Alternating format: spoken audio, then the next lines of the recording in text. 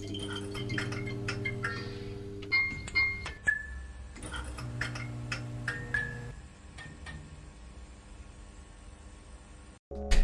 guys, how's it going? Welcome. Man, today was a crazy day on my end, dude, but I am super happy to just be kind of loading on in some nice chill lo-fi beats and opening up some Final Fantasy TCG with my buddy up here and partner in our Organization 2 podcast. You want to introduce yourself?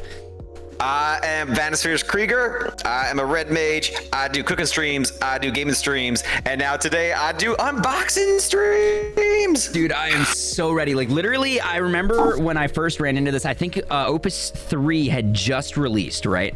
So Opus 3 had just released and we were, and I was kind of just like, interested, you know? I was playing Magic, I wanted a new game, and I was just like, okay, cool, we'll go out. I bought a box of Opus 3, I scrounged around, managed to grab a box of 2 and 1, and then got super into it. 4 released, got it, and then completely dropped off the face of the earth. It was, honestly, I don't know why it fell off for me. I think it's just because I didn't really have anyone to play with. So when we were talking and you said that you had played it, not only played it, but collected the cards, I was like, dude, we got to pick it up again. Let's go. Yep. So here we are. Just got a little shout out here on my end. Banana, how's it going, dude? Welcome on in. And Vamp Gal, hello. Hello from stateside. From opposite ends of the states, too. Yeah, right? I'm in Cali, you're in the Jerseys. We cover everything on the edges. Yeah. We like our stuff. We're fringe. That's what it is. Echo, and we've been raided. Raid, let's go. Oh my God, Echo, Ellie, Foxy, guys. Oh, I gotta talk with y'all later about how you did tonight. So don't worry. Sorry if I'm lurking, I'm working. Don't worry, we're gonna be kind of talking amongst ourselves for a bit. So feel free to lurk and check out, and we're gonna hope for some good pulls. So we're just gonna, I apologize tonight if it seems like I'll be talking and paying attention a little less to chat. It's the same on Vanny's end, but we're gonna be kind of focusing in on this for our podcast, so that way it's a little less work on the editor's end. But okay, well, we'll talk about that later, Foxy. That's why I'm getting it out of the way now, though, so that way he can cut this whole section out. And we're gonna just kind of vibe out. So I hope you guys enjoy it. Feel free to lurk, and when we get to playing the game, we'll kind of give you a rundown on how to play. I've also got some interesting stuff. Let's talk about tomorrow's one. Okay, all right, next one. All right, cool. So cutting back into this, I am super excited to get into this and just kind of bust it out. This thing has been sitting here for a week, and it took everything in me to not just like tear it open the entire time. You know what I mean? I'm the same way. Like so for me, I started actually right when Opus 4 had come out. And I was at a comic book store and visiting some friends, and they happened to have Opus 1 and 2. They had 3 boxes of Opus 1 and a box of Opus 2. And I was like, there's the Final Fantasy Trainer card game came stateside? Like, and the guy was like, yeah. I was like I hadn't heard that it released. Like, nobody did. They've been sitting here for months, and we're just clearancing them out now. I was like, really? And so I bought Opus 1, 3 boxes of Opus 1 and a box of Opus 2 for $30 a box. That's gross. And now, so then I got really, really into the cards, and I collected up through about Opus 5. Okay. And so at the time I was living in San Antonio, and San Antonio actually did have a fairly decent sized Final Fantasy TCG community, but the timing of which they were playing just really didn't work with my personal schools and work schedules at the time.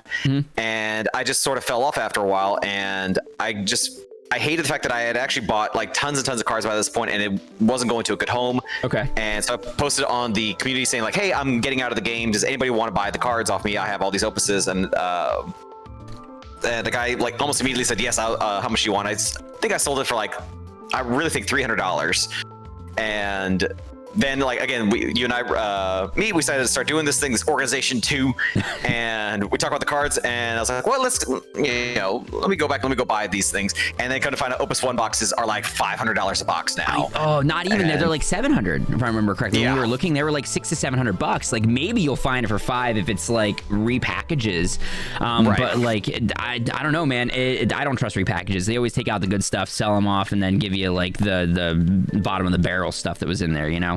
Otherwise, they would overvalue whatever's inside of it. But like, yeah, they're expensive. They're just expensive and hard to get a hold of, which is nuts. Because when I started, you're right. Well, I didn't find them for $30, but I was finding them for like about $180, I think, on my end. Yeah, which was reasonable even for me is coming from Magic, where like a new box of Magic is like $200 usually, right? 200 to 300 depending on what's inside of it and what you can pull. But yeah, I got really into it. I got really into playing. I stopped by the Square Enix booth when I was in at Comic-Con, and while I was there, I got really into playing with some people that were there. But once I got back home, I got some friends to play a couple games with me, but it wasn't really their thing, and I didn't push it hard enough in order. I did actually what Square Enix did. I didn't push the game hard enough, and because of that, we fell out of it. And that's honestly why this game fell so flat here in America, which is surprising that we're still getting releases. Like they're releasing 14 coming out soon. So we're currently 9 opuses behind what the current meta is going to be. So we're hoping to catch up and see what we can kind of do. So we'll be doing this bi-weekly. But let's, you know what? Let's just get into it. I've been waiting way too long, man. I love the talking, but I need to see. Yeah, let's do this. Oh my God. Let's see what we got here. This is like, okay, can we? I should have taken off the plastic beforehand, but I want to do it here too. I should have brought my knife is what I should have done. The same here, but it's okay. I had something else. Let's see. There it is. Literally, I collect all the boxes too, so I have to get these in booster boxes. I have to. There's just no way for me to do it otherwise. Look at how clean that looks, man. Yeah. Oh my God. God, it's so just like, if there's one thing I can say I really like, it's the quality of not even just their cards, but their like packs. Although this is a little tight here on that end. Oh, you're supposed to fit in there snug, but you are really snug. So we're not going to do that. I don't want to break the box, and it always sits on my shelf in box form, not in display form. So let's get these guys out of here.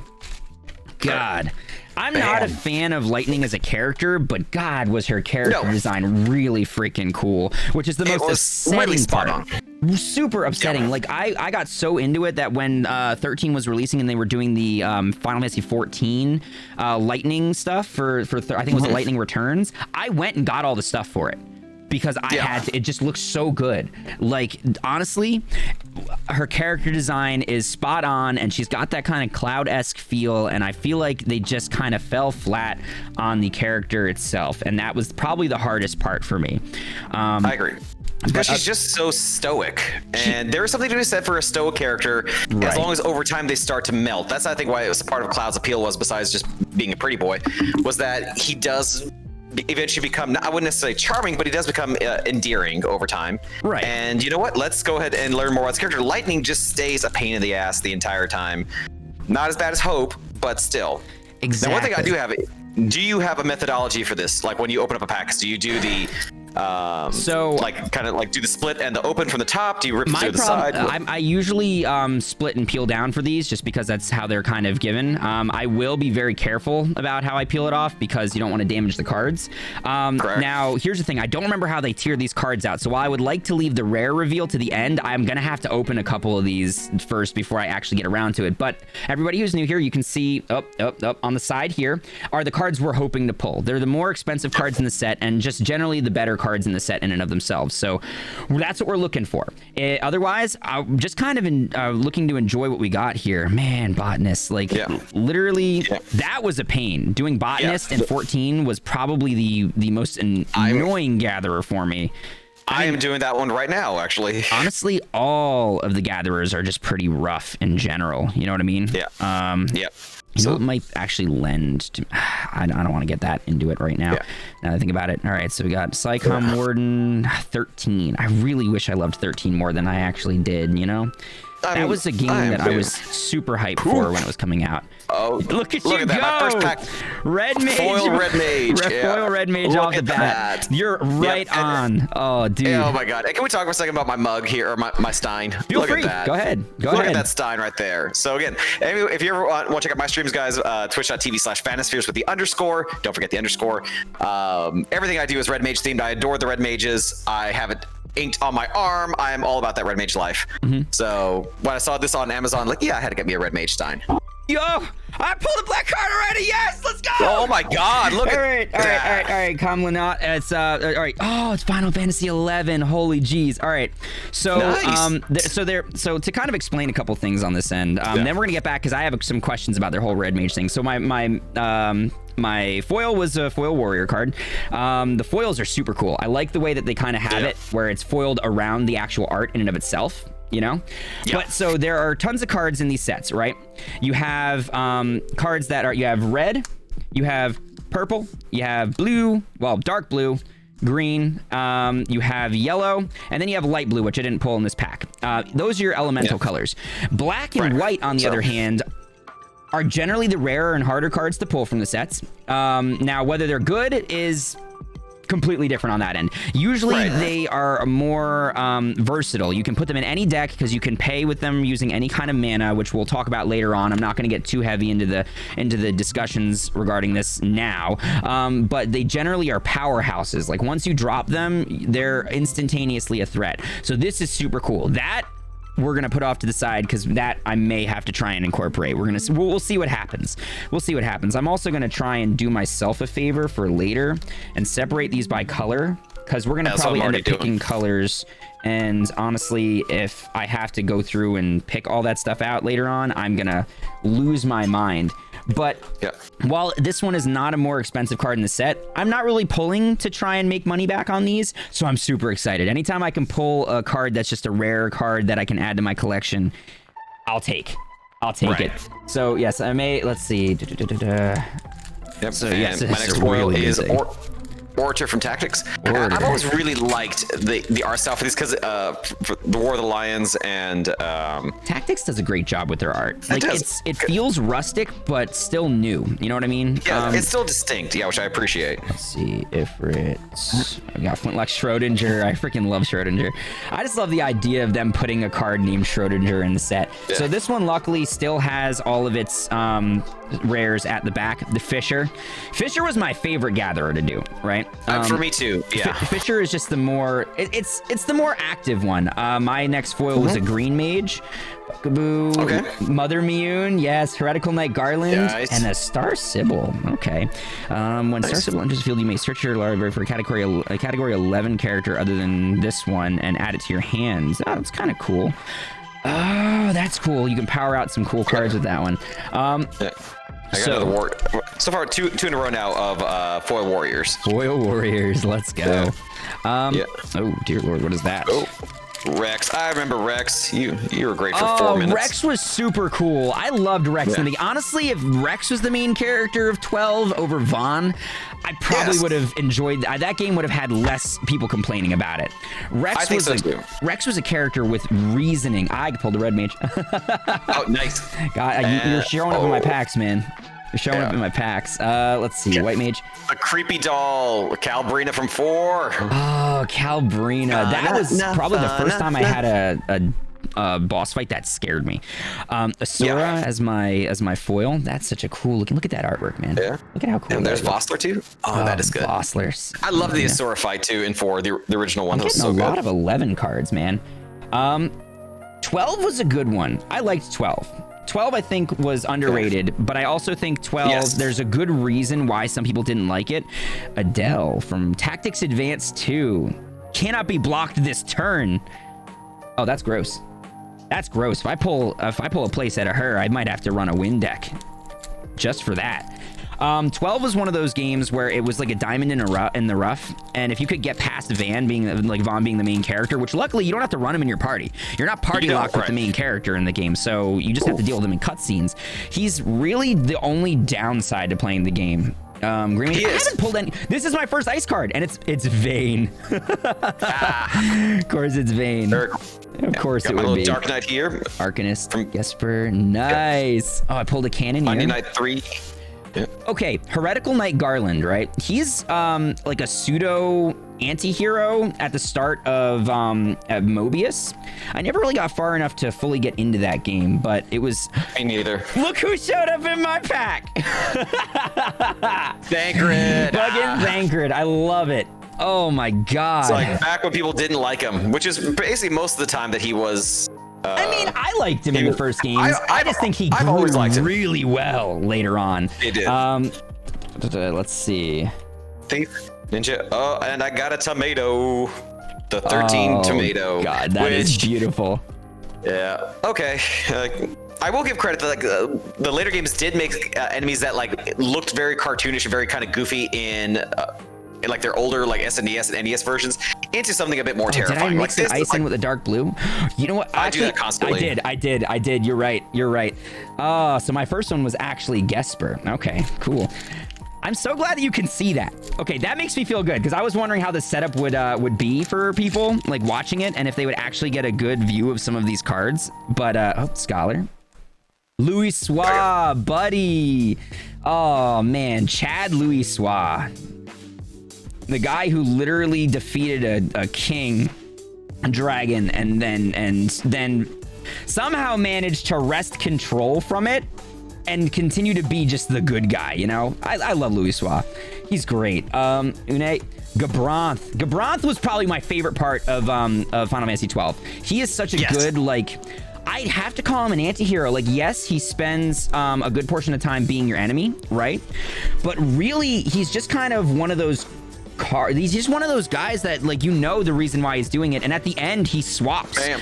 Like he does it. Nice. He does it for the good of the kingdom, and he does it because he thinks it's the right thing to do. And so he's one of those heroes where, well, he's one of those anti-heroes where you're like, I'm supposed to hate you, but I really like you. You know? Yeah, he's an MSL. It's like, you know what? I get it. Right, exactly. Like, yeah. So let's see. White Mage, Assassin. Bateron here. Minor. God, Minor. Can we just real talk and say that every single Gatherer class in Final Fantasy 14 just sucks except for Fisher? Yeah, I'm very much okay with that because, like, I was streaming that earlier today too. I was doing my Saturdays is like coffee and crafting, which basically just coffee and gathering classes.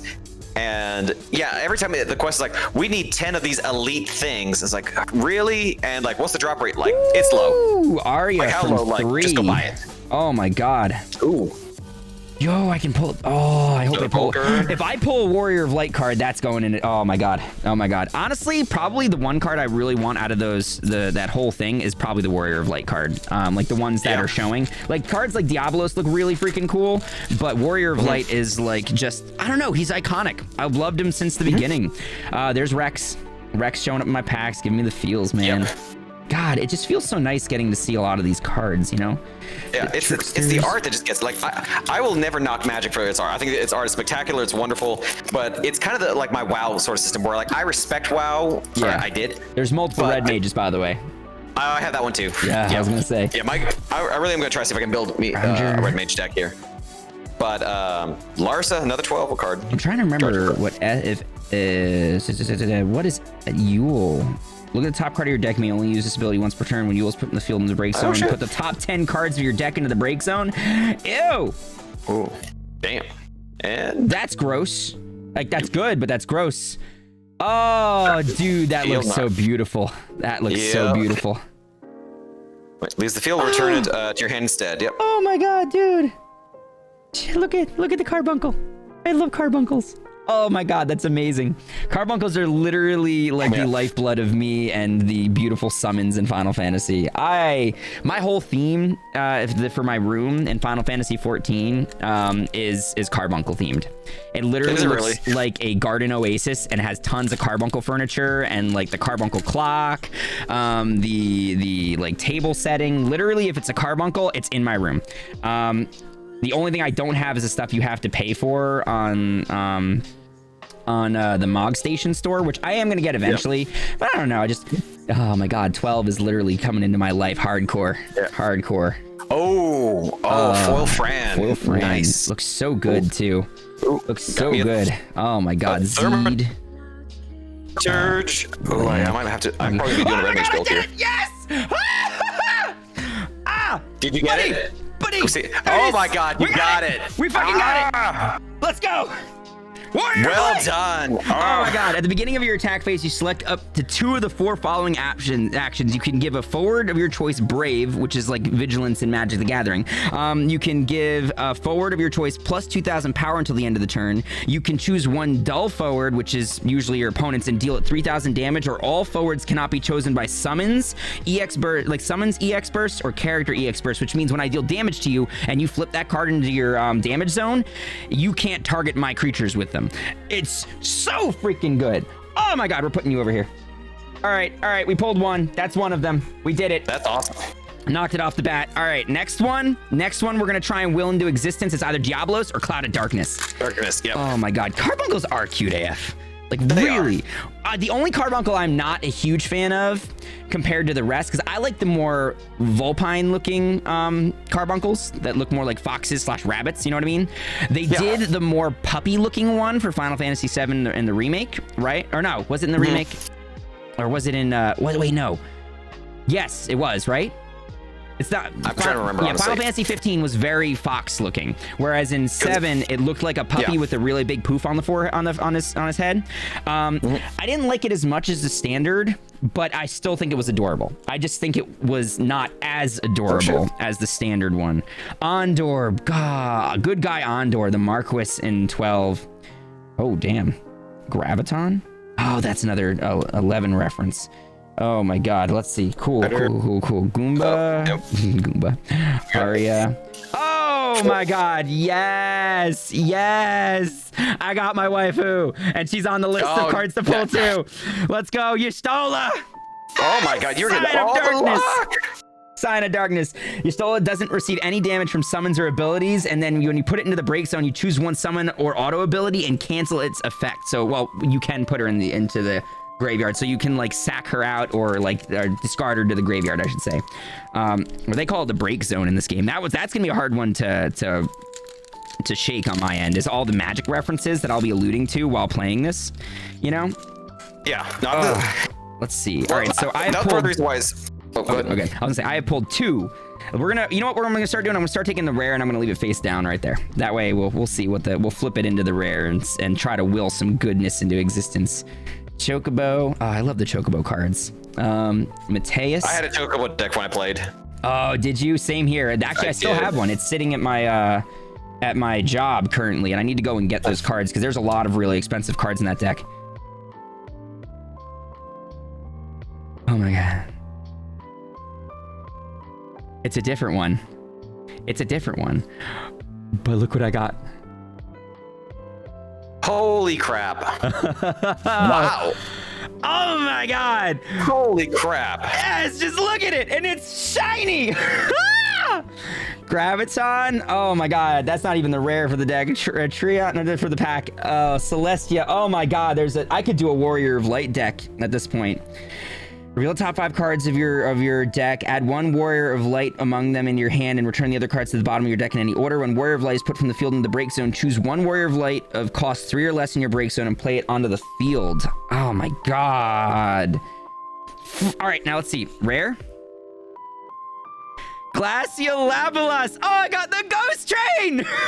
Oh my God. Such a How meme. are you getting all the good cards? Such a meme. I don't even know if I consider this good. It's just such a meme card. I love this. I love it. Oh, select up to 2 of the 4 following actions. Oh, dear Lord. We're going to get to that later. Oh, my God. I love it just because it's a meme. Oh, that train is beautiful. Ghost Train is freaking... Ghost Train's amazing. Ghost Train is amazing. Oh, okay. Let's see. And it had the great moment. Again, like you have a ghost train and it like the silliness of like Sabin eating the ghost food and not dying from it, which is still weird to me. No, I'm sorry. And suplexing the train takes the cake. And then you get to suplex a train. But then right after you're done suplex a train, you have a character like Cyan say goodbye to his wife and child. It's like, oh my God, with all the feels and just silence. Agreed. Like, that moment, actually, I don't think gets enough credit. It really doesn't, because it's such a solemn moment. I'll have to agree with you on that end. Conjurer making an appearance. Do not talk about that. Mutsuki. Sid of Clan Gully, Tactics Advance 2. My friend would literally be having a moment here. Yo, Cecil from 4 making an appearance. Dark Knight Cecil. Oh my God, that is the art on these cards. Seriously, guys, like the art on these cards are just freaking beautiful. Yeah.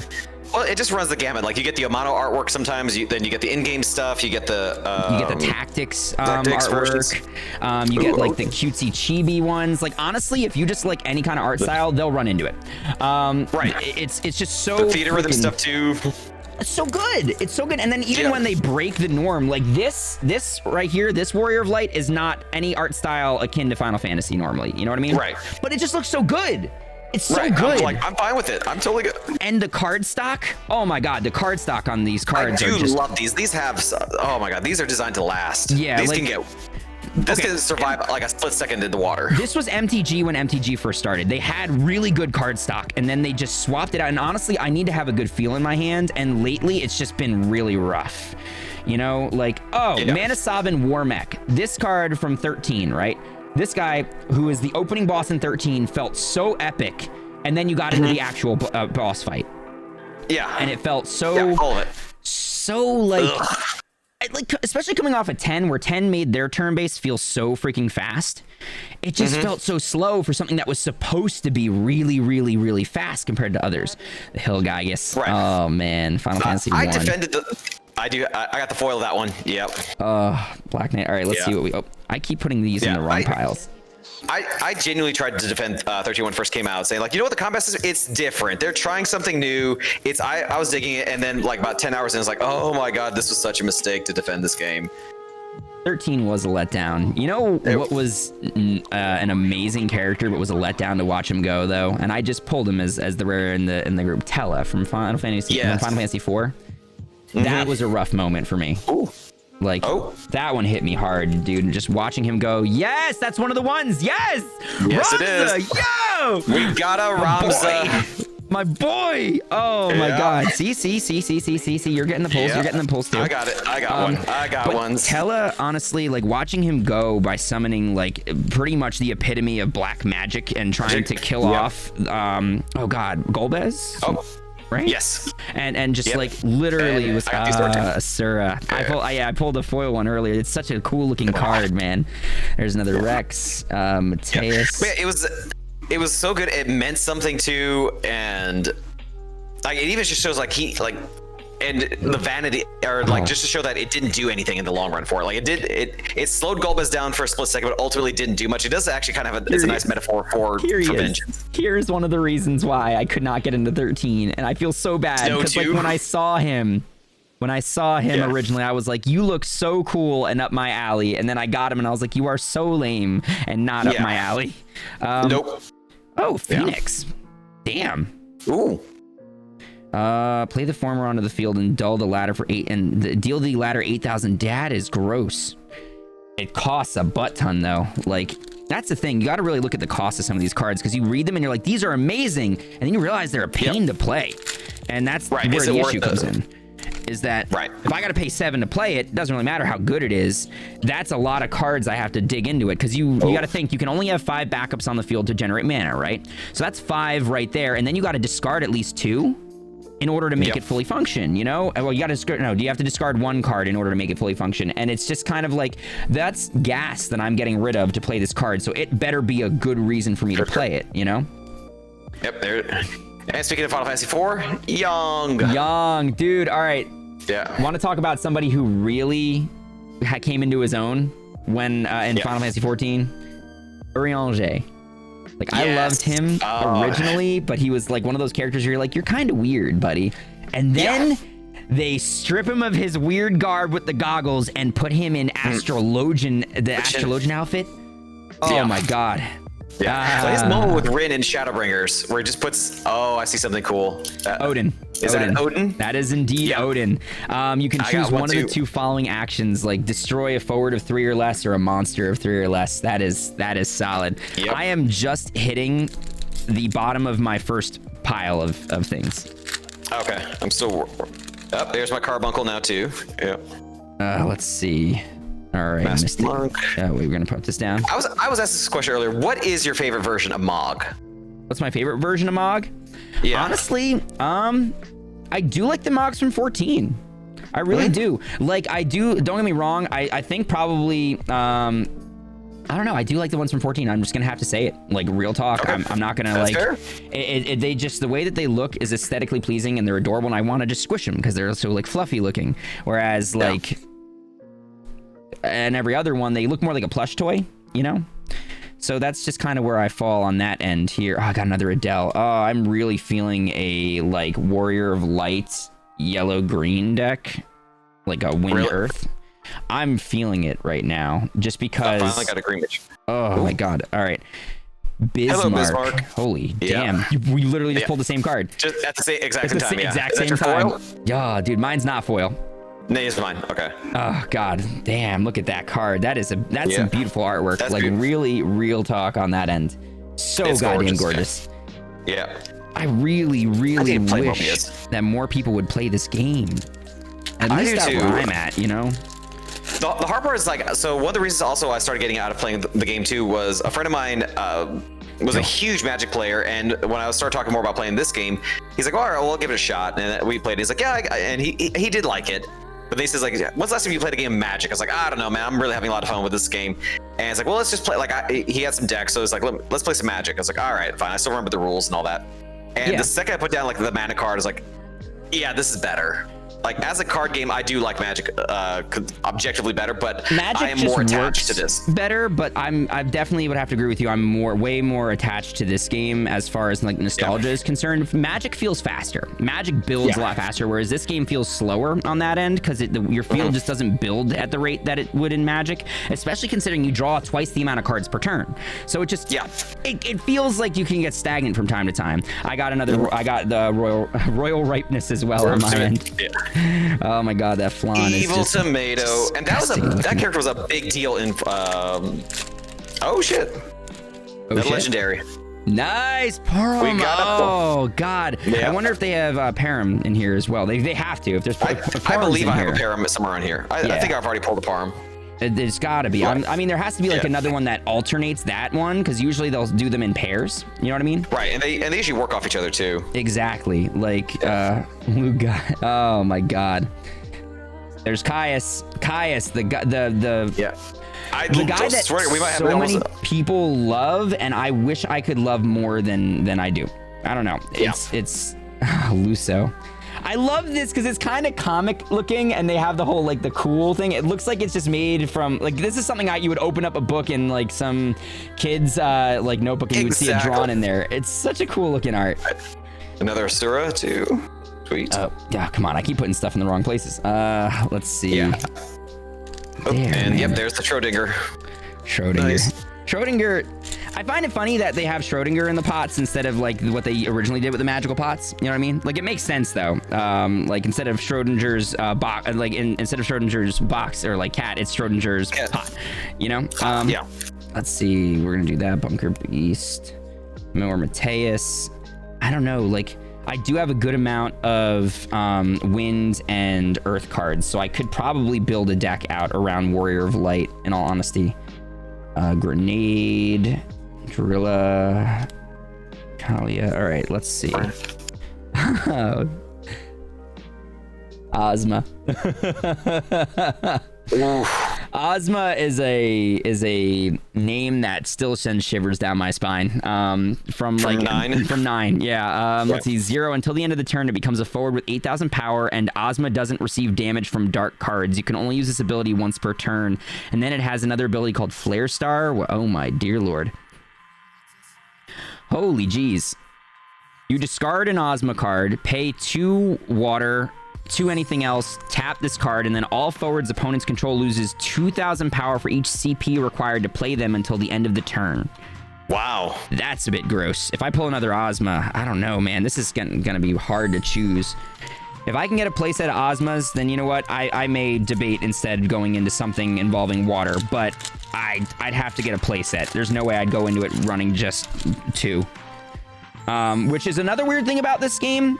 A playset is 3 cards, right? You can only have up to 3 in a deck, whereas Magic is up to 4.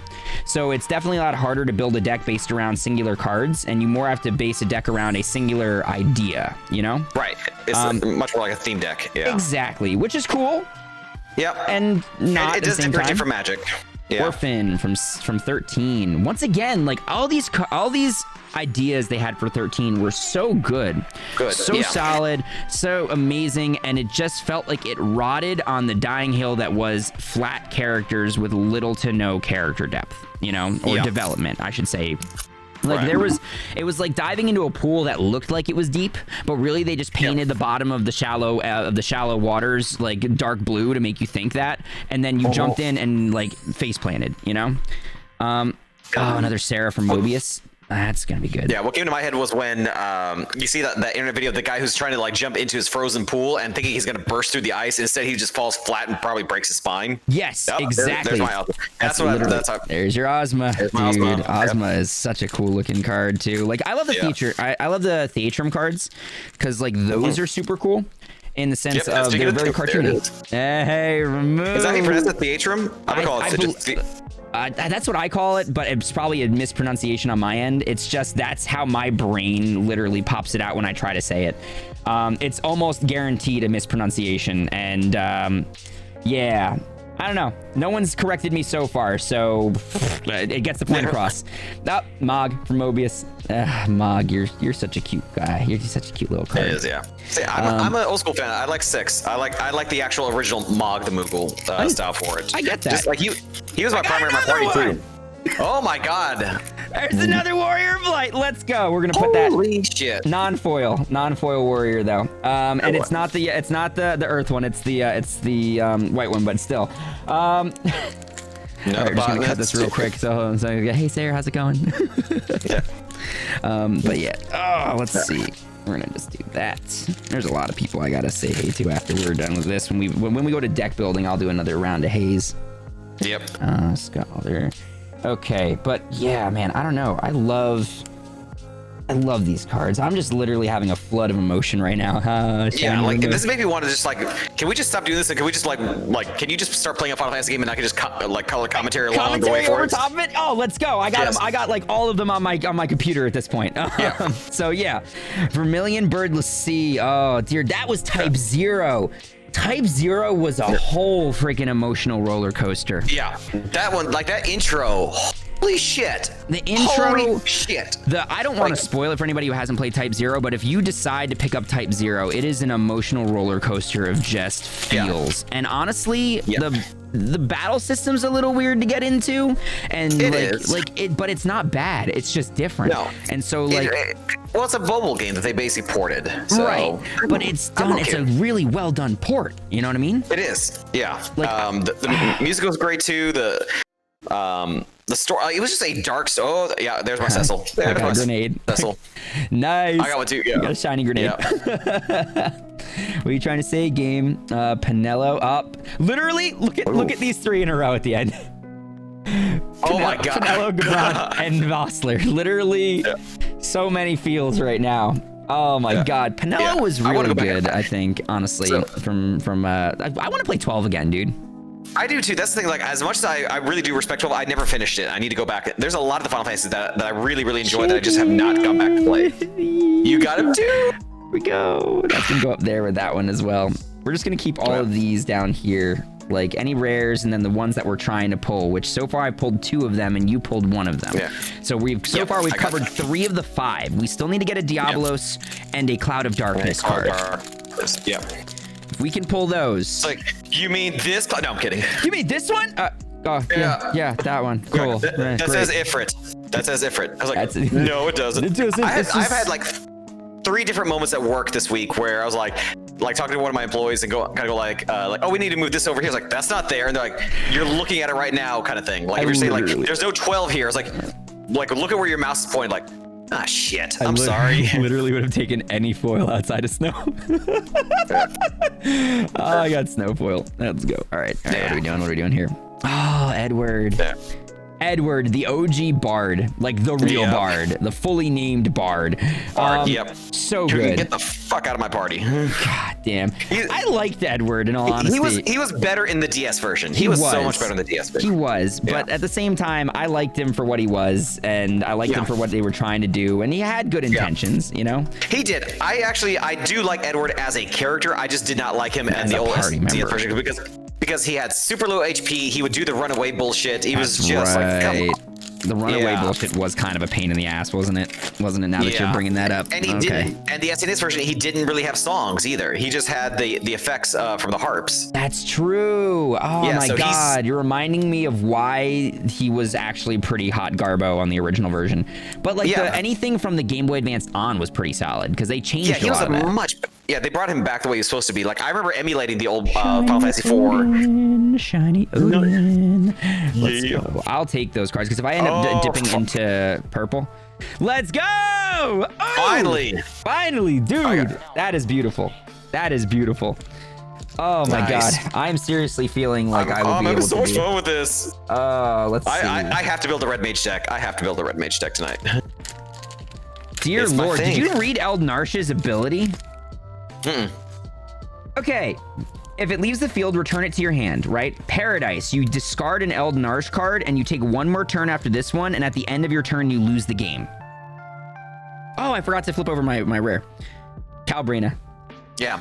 Like, god damn, you lose the game. Yeah, that is rough. But which, I mean, which element was that one? Is that a... that's the dark one. That's the one that you have. oh, the dark. Oh, yeah. Like, it's just kind of one of those things where, like, you got to know you're going to win, or you know you're going to lose, and you're just doing a last-ditch effort, and you're taking all the fun away from your opponent. Yeah. Oh, I got a shiny Star Sybil. Nice. That one's going to be rough to play because I need a lot more 11 cards. I did get a lot of 11 cards, in all honesty, now that I think about it.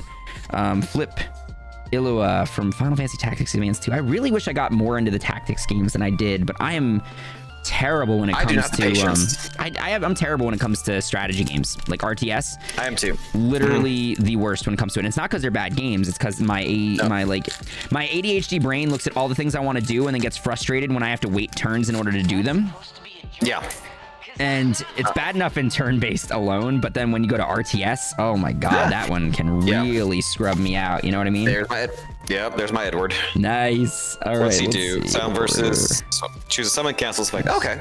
Yeah. Oh, the voice is correct. Sura, Shiny Dark Knight. Oh, that's the Warrior of Light one. More Gabranth, more Battaron. Trion. I need to play 11 too. I have 11 and I never got around to it. Yeah! Let's go! Oh my god! Nice! I am 3 for 5. Let's go! Oh my god! When it enters the field, choose one forward an opponent controls. It loses 2,000 power for each forward you control until the end of the turn, and then whenever it attacks each forward an opponent controls, it loses one. You choose one, and then it loses 1,000 power for each forward you control. That is a wowzers! Hot damn! I see why these cards are good. Holy shit!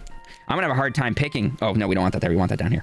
I'm gonna have a hard time picking. Like honestly, the cards I'm putting down here are cards that I would probably go for to put this deck together. A legendary orphan. Nice. Oh yeah, I pulled an orphan before. That card's it looks so good. The art is so good here too. Choose 2 forwards the opponent controls, deal them. If he controls 5 more ice characters, freeze them also. Right. It's just kind of one of those like, why is it so beautiful? Oh, I got Larsa. And Larsa is such a good kid in 12. Like, really, it's a shame that you don't get to keep him in your party longer, you know? He was just one of those cards that one of those characters that, like, when you had him, you were like, you're so useful and you're so amazing and I love having you here, and then when you leave, it just makes me sad, you know? It's like, it's General Leo from 6, dude. Like, oh my god, you kick so much ass, and then you just die. Lunith. Oh my god. God. Wow. Remember when, like, remember when they were just Onion Knights, right? Yep. God, man, that was... Yeah, that's what weirded me out, like, when I was playing the 3 on DS, like, they have names now? What the hell's going on here? It didn't click on me that they were, God, Lunith, Arc...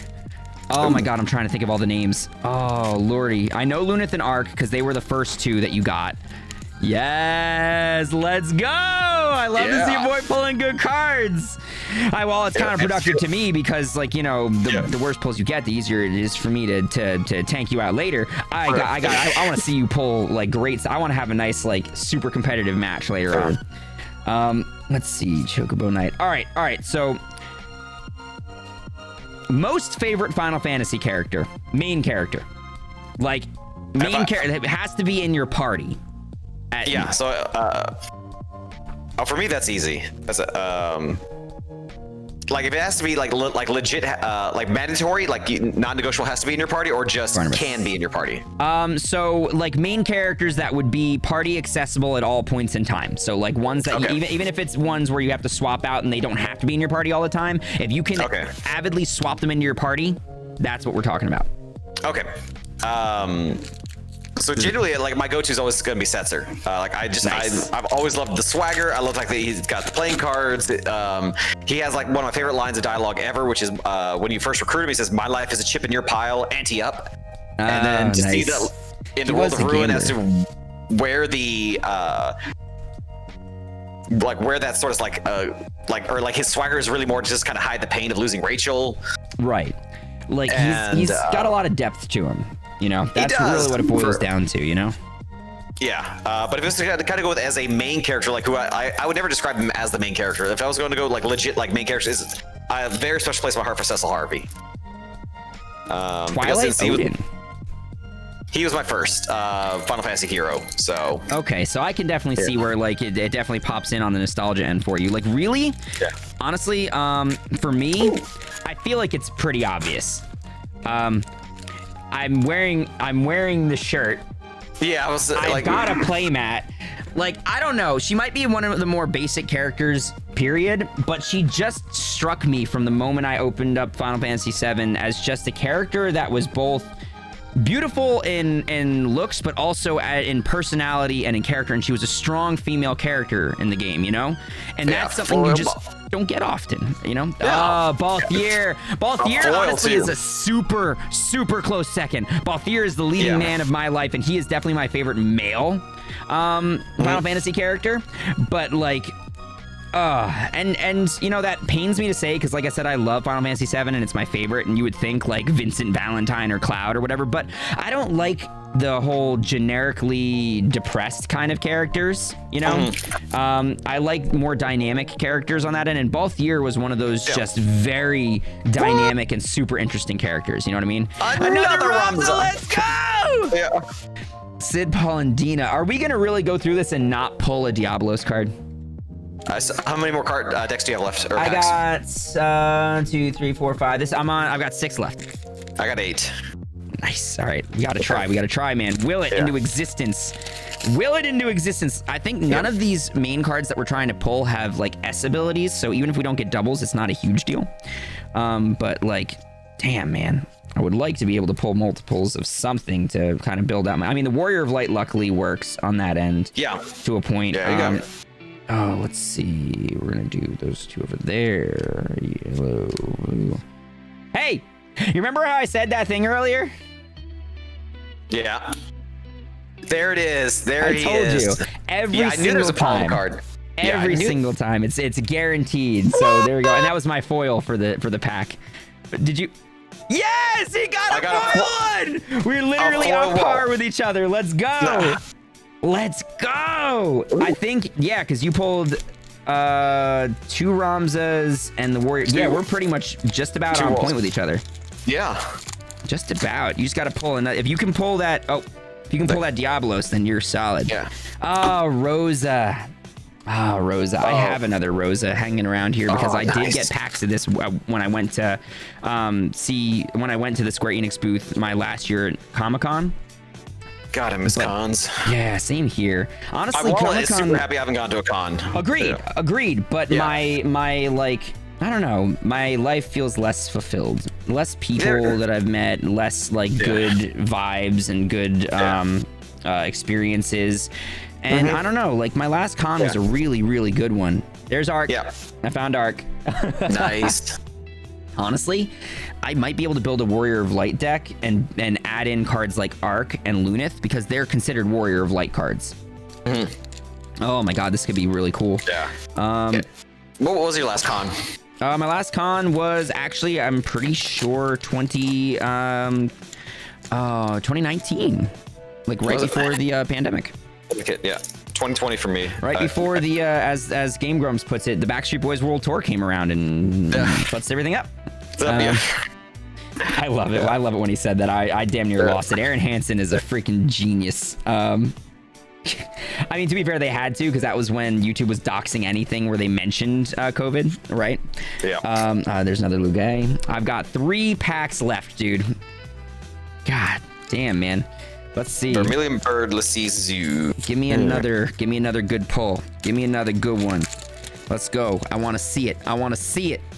Oh, my Tonberry. Oh, so adorable, so deadly. So slow. There's literally 2 slots where I can get a good pull in, and I would love to see it in one of them.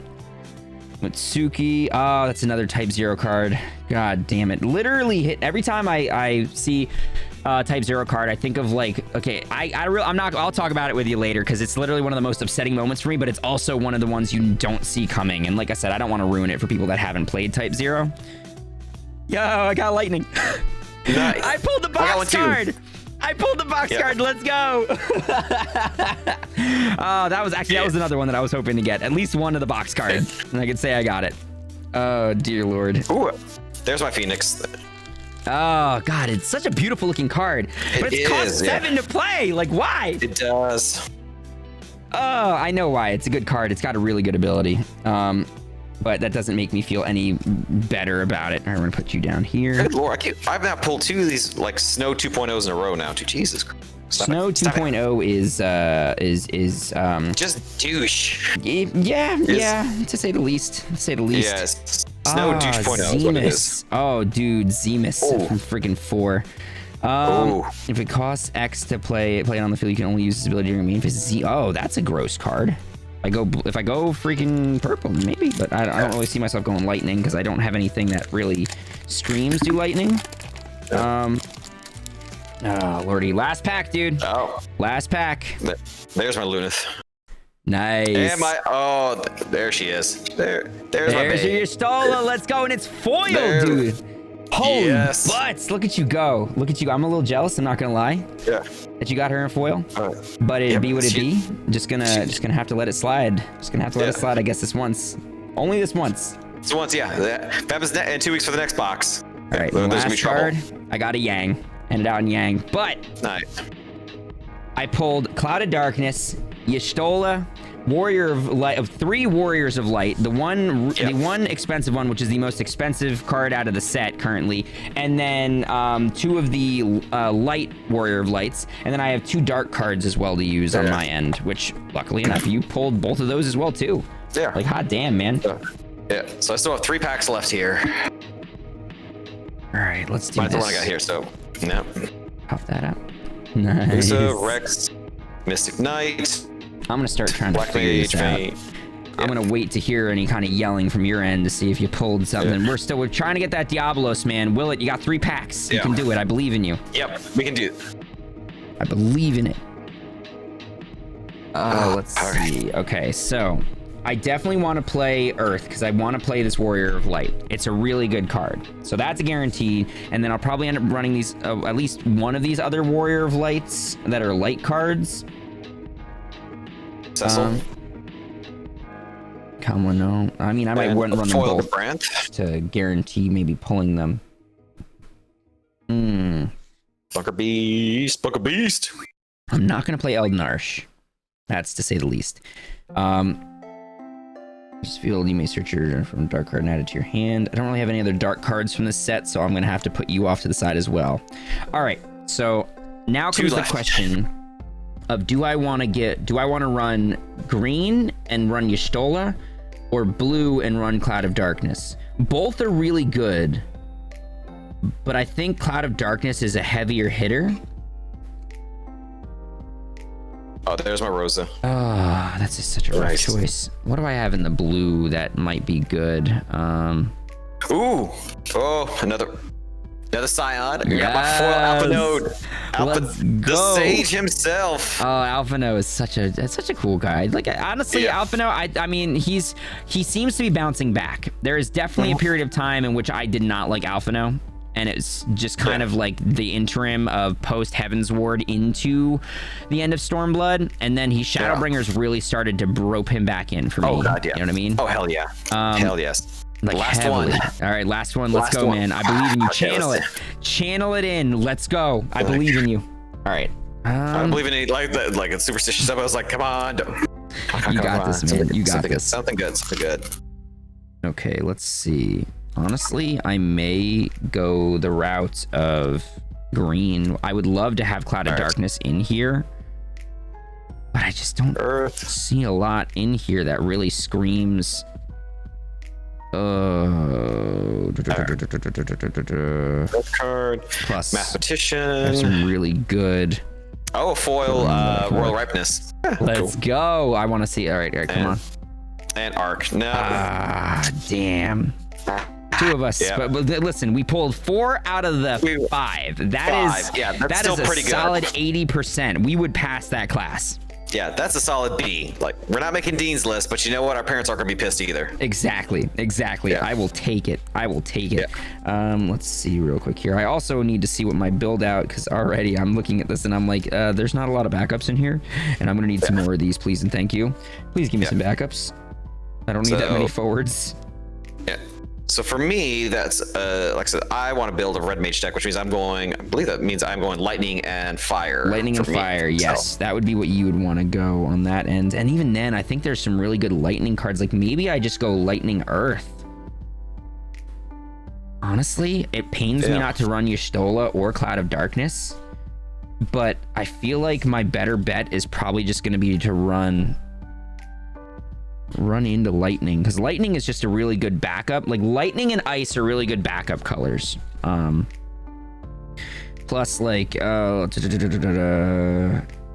god, yeah, like it's just there's a lot of break cards in here which are really good, and that's the part that I'm really looking forward to running. And I also pulled a Zemus, which is really great, so maybe okay, I don't really need Freon, but we're just gonna put these into different setups here.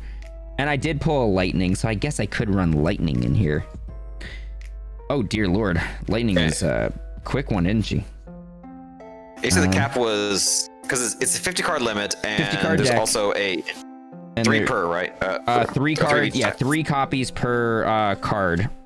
It can have different names. It can have the same name as long as it's not the same card code. Right. So like you aren't limited to 3 just WOLs like Warrior of Lights. You can have like 3 of each card type Warrior of Light. Yeah. Which is I kind of brushed up a little bit on the rules while going through a lot of this stuff, because I was like, I'm gonna need to know. Let's see backups. So this one I'm already seeing a lot more backups on my end, which is really great. So I think I am gonna end up running lightning. Let's see, forward, backup, forward, and the summons. Like honestly, I pulled 2 Odins, which are just great. Yeah. Twilight Odin is freaking awesome as well too. Ooh. Oh, yeah, take it back. I'm going to take out one. These aren't mages. Dark Add that Knight. foil one in there. Summon, remove, backups, summons, monsters. Well, yeah. All right. So those are my. Okay. These are actually pretty solid cards now that I'm looking at them.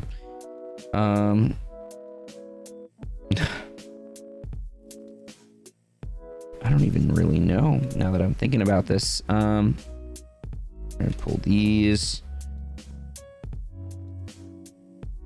Oh, that's beautiful. Yep. Let's see, forward.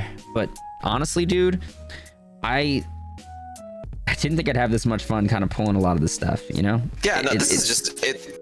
Well, it's between the art and just like it started, like you get all these memories kind of flooding back for it too, and it's just a reminder of why we love this franchise so much too. It's really, just that, like I'd have to agree with you, man. Honestly, I just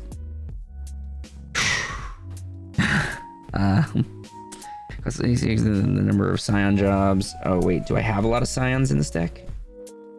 Or in my packs? That's a good question. I do not think I do, so that might not be worth playing. But yeah, like honestly, Final Fantasy is just one of those games that has formed me over the years into what I currently am.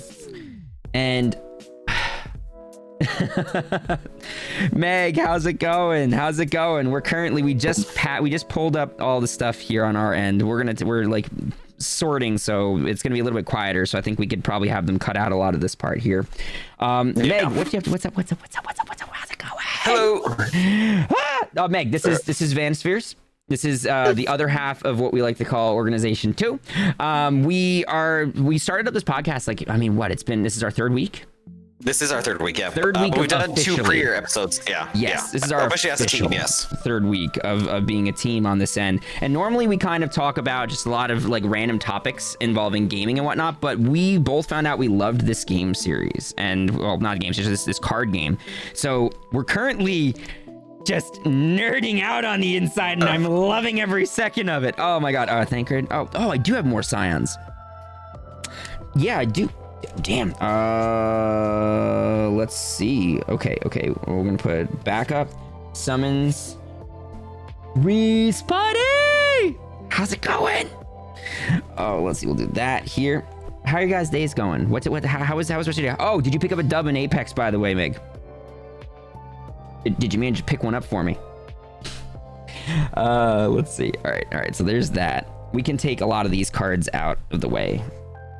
I am going to keep Y'shtola off to the side along with my Cloud of Darkness because super pretty. I'm going to pack them later. Let's see. Going well, wrapping up work and heating up some pizza. Oh my God. Pizza sounds so good. What kind of pizza? Ooh. It does. Yes. What kind of pizza? I will be judging. I will be judging.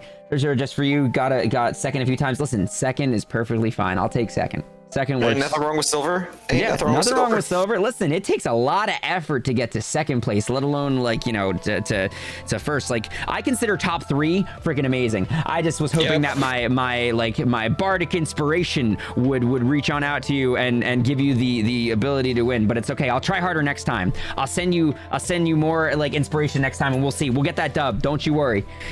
We'll keep at it. All right, let's see. So we're gonna do Warrior of Lights over here.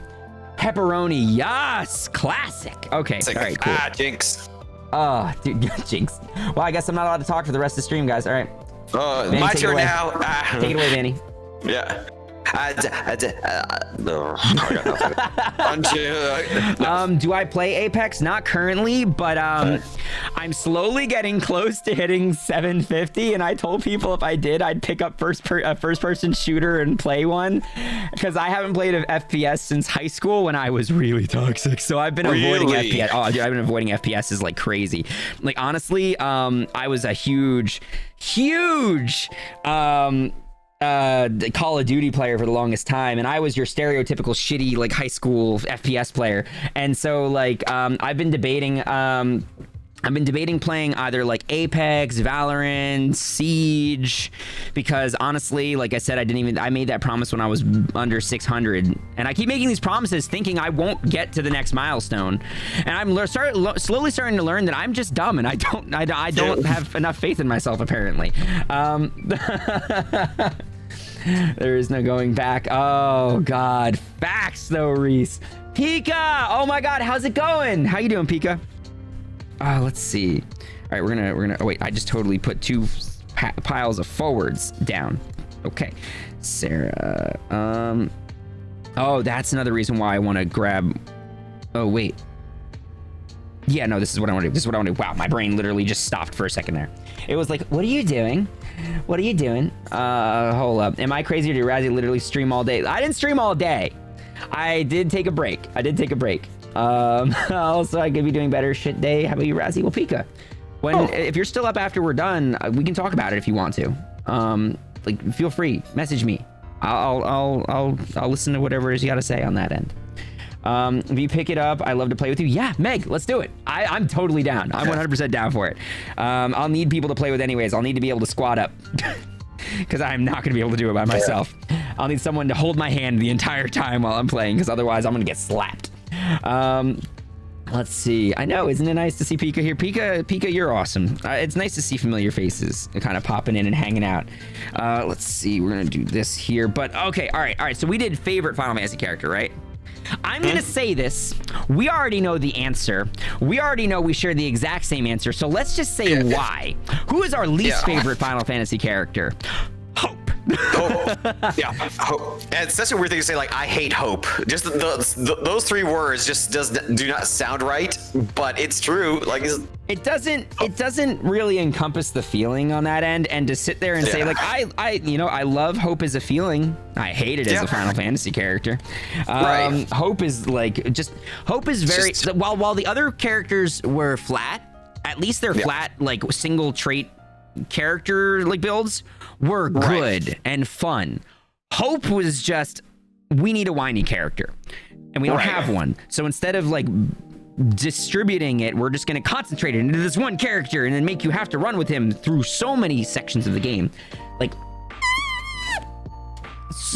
frustrated. So frustrated on so many times going through that game and just literally wanting. He's one of those people where you want to pick him up, you want to sit him down, and then you just want to whap him on the head and go, stop it. Bad. Well, it's just, it's such a like with a game that has so many one-note characters as it is, Hopes is the least understandable, relatable, the least anything for it too. Like, I mean, you could at least say He's the least why is relatable. Oz sad? He's not relatable. Why is Oz sad? His kid got turned into a giant rock. Okay, that's gonna fuck up somebody's Tuesday. I get that. Yeah. Like all the other like even realistically. Snow. Even Yeah, Snow, like, you had to literally watch his fiance just full blown get like turned into a giant ice sculpture. You know what I mean? Yeah. And so that's like gonna ruin your day. Yeah. Yeah. But literally everything, like if he was gonna be pissed off about everything, it's my issue was the person he directed it at. Because the wrong person. It was the wrong individual, and he knew that the entire time. And the thing is that it's fine at the beginning. I can get that. He's a kid. So you when you can't handle those things, you push it on to other people that might not be the actual issue, but then you eventually learn and you get over it and you accept the situation, and it takes him so long to get to that point. There isn't even inklings of trying half the time. Like, I remember getting like hours into the game and he was still trying to stab Snow in the back. And I'm like going like, dude, stop it. Yeah. You know it's not his fault. Like, I know it's easier, but you don't. I don't know who Hope is, but knowing the Hope I know, I agree. Oh, Pika. Final Fantasy 13, a game with so much promise that just let me down so hard. Oh my God. To just kind of put my distaste for 13 into play, right? I was like, I was sitting there in line, right?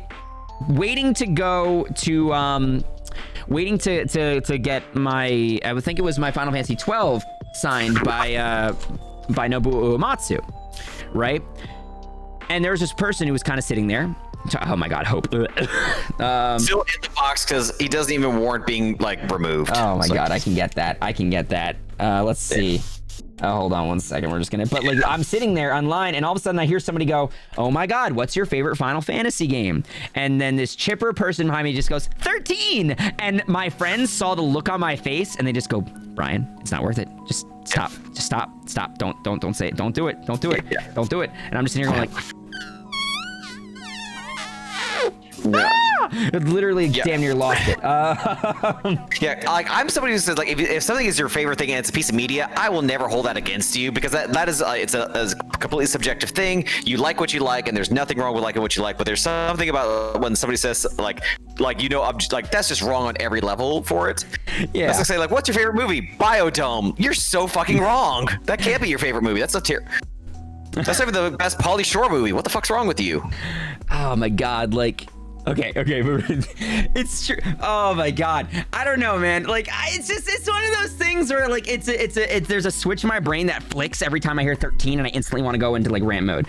And straight I'm now with the 7 remake. Yeah. Like, the look on my face just apparently looked like I was ready to kill, and it's true. It was just like, don't do it. They have a family, and it's just like, I don't care about that family. They're probably raising the wrong kind of family. One that grows up thinking 13's good, not in my world. And it's like, I don't know. Oh my God. It was like, Terra is an overrated hero anyway, but you know what? Lightning's got a lot more better personality than Terra when you really think about it. It's like, fuck you! It's like, don't you bring that bad juju into my house. Not into my house, never. All right. So, but like, oh my God, dear Lord, it's just, I can't do it, man. There's so many better characters, and you're gonna literally short yourself down to like the game that literally is comprised. I know every Final Fantasy has rough characters. Right. Me sitting there acting like there isn't would be short-sighted on my end. But to say that your favorite Final Fantasy is the one where 90% of the characters are bad, really boils my blood. You know, No, I agree. It really boils my blood. Go ahead. Sorry, I'm done. I'm done. That's it. I kind of do get that whenever people talk about the 7 remake too, because I understand. Like, I think somebody even in your chat just now mentioned that they finished the 7 remake and it brought them to tears. Yes. I get why people really do like why they enjoy the 7 remake for too, and there's gonna be reasons for it outside of this too. Like you and I've had this conversation where 7 is your favorite one. It may not be the best one, but it's your favorite. Right. I completely understand. I understand and respect why people do really enjoy the 7 remake. I cannot begin to. I have gone on 45-minute rants on my streams on every problem I have with the 7 remake, where I just and I respect those issues. And while I do share some of them for you, I don't share all of them. And I'm a little more forgiving because it's 7 and because 7's got a huge like place in my heart, you know. Whereas like, I don't know, it does have its problems. It does. But there are certain things that I love about it. Like I love the breath of life they give you to side characters that originally had no like bearing in the series at all. Like Jesse, Biggs, Wedge. They added in some new characters that were kind of fun. My issue solely lied in a lot of the packing they did for the game that was non-main story related, because one of the most beautiful things about 7 is so full of content without having to have tons of side quests, and most of the side quests were for extra things you didn't need in order to do it, whereas this one, it felt like if you wanted to have a good and long experience, you had to play the side quests, you know. And that's a rough one in my opinion, you know. At least my opinion. In my opinion. No, I've always understood, like, you know, because again, where I will gloss over is 14. Like, I know everybody who plays 14 has a lot of love from Stormblood on. People are fairly fine with with Heaven's Ward on. People are okay with Stormblood. They're like, you know, it wasn't like after the immense high of Heaven's Ward, Stormblood is solid. It's not like nothing really to knock about. It just doesn't. I don't think it's quite as memorable. And then Shadowbringers is a masterpiece and all that. But people like do traditionally do wreck ARR quite a bit. I adore it.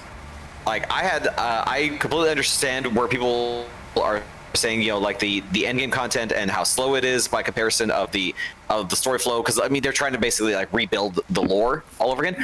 I'm okay with that. But when people like rip on how much they hate ARR, it's like I have no problems with it whatsoever. Like I have no problems with the pacing. I have no problems with the story. I think I was just so in love with the game by that point, and was so looking forward to getting to at that point Stormblood, because I wanted to unlock Red Mage and go through the Alpha Omega content. Mm-hmm. That yeah, I just maybe I zoned out, or maybe I was drinking a little bit too much during the post AR pre-word content, but I had no problem with it at all. Like I mean, I understand that. I think ARR is good, especially compared to what it was prior. I just think it's the weakest of the series. Like it is 100% the weakest of the series, but being the weakest of the series doesn't make it bad. In fact, if you were there when it originally released, it was objectively fun, like very fun. The problem with it is it just doesn't hold up. You know what I mean? It doesn't hold up later on down the line, and that's where the biggest issue really kind of you run into the fact that it feels super duper weak. But that at the same time, I like it for what it is. I think it was a good entry. It was an amazing revamp over what it was prior. Right. But I mean, that's really all it is an amazing revamp, you know? Let me see. I just got to make sure I'm doing this properly here. I think as long as I built a deck here, I'm trying to remember all this shit. Let's do that. I definitely want to run those. It's been a hot minute since I built one of these decks, so there's definitely going to be rough. Oh god, it's definitely going to be one of those things where I'm going to have to really think about a lot of these cards that are going into it.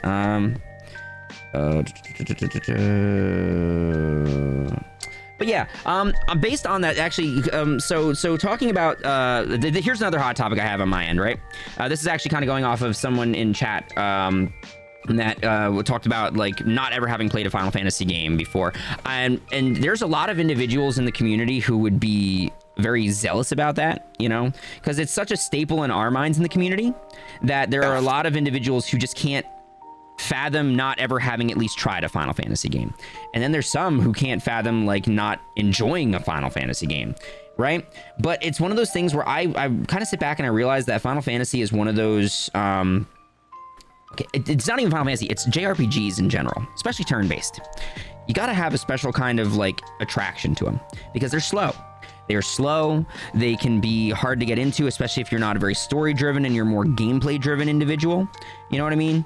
And honestly, I feel like there are a lot of individuals who kind of get turned off from joining into the Final Fantasy community because they see how overly zealous the Final Fantasy community is, which is sad, and which is why I try to encourage people to enjoy it and get into it, because it is a beautiful game. It's a beautiful game series, and it's got a lot of amazing characters and growth and depth that you can just explore all throughout, from 1 to later. 1 having the least, and then as you get further along, up until 12, they do a really good job. But there's no reason why anyone should feel like they can't get into the game and then not like it without having to face harsh backlash from the community. And I think that's something our community needs to work on. You know what I mean?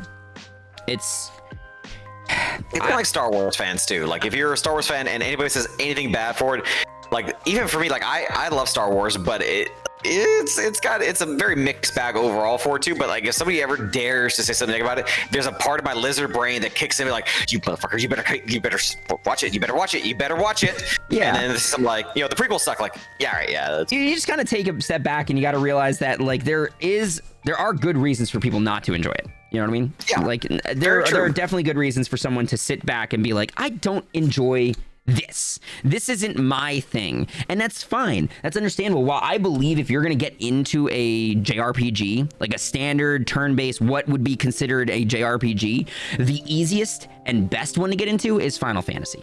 It's very straightforward, especially if you go to some of the earlier, even like some of the later games where they do a very good job with the tutorials, and they kind of show you a bit as far as, like, getting into the games are concerned, and it feels less intense. Whereas, like, let's say you get into Persona, right? Persona is an amazing game. I love Persona, but to get into a game that is both a JRPG, a light novel game, and literally, like, all these other things melded into one, it's a lot. It's a lot. It is. A dungeon crawler, some of them randomized dungeon crawlers. It's just a lot to have to do all in one. And it can be a lot. Whereas Final Fantasy sticks very strictly to, this is a story, you're playing a story, these are characters within the story, now live the story. And it does a really good job of it, in my opinion. Hold on, I said, don't worry about it, Krusty. I love you, buddy. I was vamping already before you came in and dropped the comment. I'm just going off. But yeah, it's like, honestly, and here's the thing. All right, so here's another hot topic. Another thing that I really like about the remake, right? Another thing I like about the remake is, as opposed to 15 was supposed to be the game that bridged the gap between Final Fantasy players and the old and the new, right? Right, which I think 7 did it better. By far, yes. By far. Because it was actually a complete game and story. I feel like it is sanctioning in this new style of Final Fantasy that's more open to people who don't like the turn-based but still want the story to kind of gravitate into the culture of Final Fantasy. And then when they kind of realize that the story of Final Fantasy is so good that even a clunky battle system makes it work, I'm excited to see the new wave of Final Fantasy fans. You know what I mean? And I'm excited to see them start to kind of come in and meld in with these titles, because some of them are kind of cool. I like 15 for what it is. I just think 15 didn't have a chance. It was almost like dead in the water for it by the time it kind of came out. And again, as we talked about on a previous podcast, like, I think one of the worst things happened was timing too, because the 15 was released right as The Witcher was ending, because when 15 came out, Blood and Wine had been out for, I think, about a week or two at that point. And Blood and Wine is a borderline perfect game. Borderline perfect. Yeah. Like, all the side quests had meaning to them. You were able to, like, have, like, these fantastic interactions. It had an amazing villain, absolutely amazing. The ending was, like, pulled at your heartstrings for it. The music was out of this world. The graphics, visuals, everything. It was just, and it was weird too. It was it had vampires. It had fairy tale stuff in it too. It had like family politics. It was so complete and complex. And then you get 15, which is, by comparison, it's like if you're a tricycle, but the third wheel is the wrong size. It's just like, you're moving, right? But you're moving really weird. It's like they built a tricycle, right? Except the front wheel isn't big like it's supposed to be. It's like you ever see like those like the bikes that you used to have as a kid that were technically a tricycle, but like the seat was super low to the ground. It had the big wheel in the front and the smaller wheels in the back. Yes. Now imagine that, except they had the small wheel on the front as well too. That's kind of what 15 was. Yeah, like you're going somewhere, but it's not gonna get there really quickly. Let's see. And then again, you had to have the homework assignments. You had to watch the movies. You had to watch the animes, and they're not bad. Like I said, please check out our previous Organization 2 episodes, and the podcast version will be coming out soon. But Kingsglaive is not as bad as I remember it. It's really not. Kingsglaive is good. I liked Kingsglaive. Fine. Like, it is. Here's my thing with Kingsglaive, right? I think Kingsglaive is good in comparison to the disjointed story that is 15.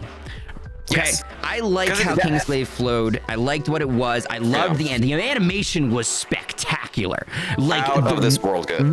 I'm talking to the point where I'm sitting there watching it with my dad, and my dad is super sucked into it, right?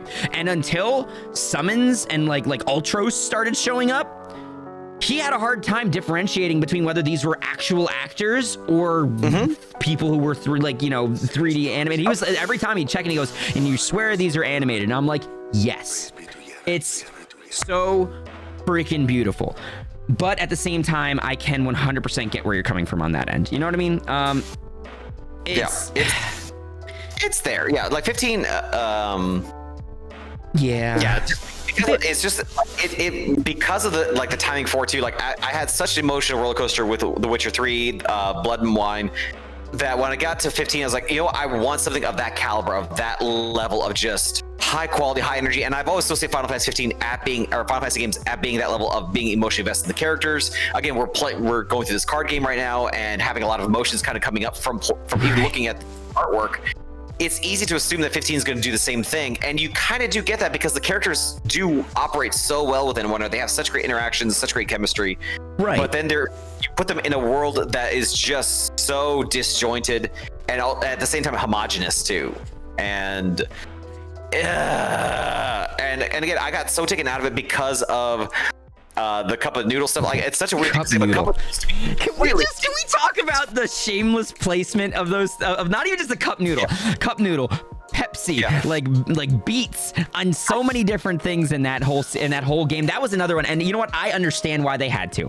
They lost so much money having to spend a decade making a game, and within that decade not scrapping it twice, essentially, because first they were doing 13 verses, then they decided 15, and then they decided, hey, Unity in the Unreal Engine 4 looks great, let's do that. And they were just like, we're gonna scrap all this. And you know what, as somebody who did game design and 3D modeling and everything, that would have been soul crushing for me to have a bunch of suits walk up and say, we're changing it, all of it, everything you've been doing, completely different now, make it all again in here. I would have been defeated on so many levels. Oh my God, it's rough. It's so again, it's not I'm gonna knock the developers for it. It's gonna be much more. It's an amalgamation of a lot of bad decisions. But it's still, at the end of the day, you have an incomplete, ultimately, as much as I say, an ultimately forgettable game. Like, especially when you have categories of as going back as like 12 and 14 too, where you did have really good stories. You had memorable characters. Like, again, even despite as underrated as 12 is, people know who Balthier is. People know who Fran is. Like, that's how important, how critical these characters are. So you know what? Yeah, I can kind of see where the you don't really get as much with 15. I mean, you do hear a little bit with like. No, you really don't even get that with any of them. No, like, none of the characters just stand out. It's just one of those. In terms of like legacy. Right. It's just that 15 kind of died. You know what I mean? Yeah. And especially for a game that had such a great marketing campaign, right? I remember the first commercial I saw from Final Fantasy 15, right? Which had the kid running through the forest, and him, and then a bunch of other kids slowly joining up with him, while I think, what was it? It was the Florence and the Machine song that they used. God, why is my brain literally shutting off on the name of that song? It's so freaking good. Oh yeah, Stand By Me. There we go. Literally, thank you. And literally, it was and then when they end up coming out to this clearing and they just see a giant like behemoth lurking, and then Noctis and all of them come out of nowhere and start fighting it, and you see all these shadowed characters, it was like, this is so cool. this looks amazing. I was so excited for it. And then when it came out, and I literally watched one of my like, there's a guy from a band that I really like who streams, and he beat the game in 2.5 hours. 2.5 hours from beginning to end. Literally postcard, everything. And he was like, I'm so upset that this game is this short. And I was like, same. Why? Like, it felt so good and fresh the first time you run through, and then when you play again, you realize there's all these holes that you want to fill. And then they start putting out DLC, and it's like, they're the holes that they're trying to fill. But you got to pay for them, you know? You have to pay which for is wrong. these, which is just not right. Like, you should be putting out a full game, you know what I mean? And the fact that they didn't just felt, I don't know, cheap, in my opinion. Yeah. They like, and I love Square. I love Square with a passion. I've like, you know, if I could ever work for a company, like a game company, and if Square were to ever talk with me about anything involving business, I think I would literally just die right there on the spot with a smile on my face.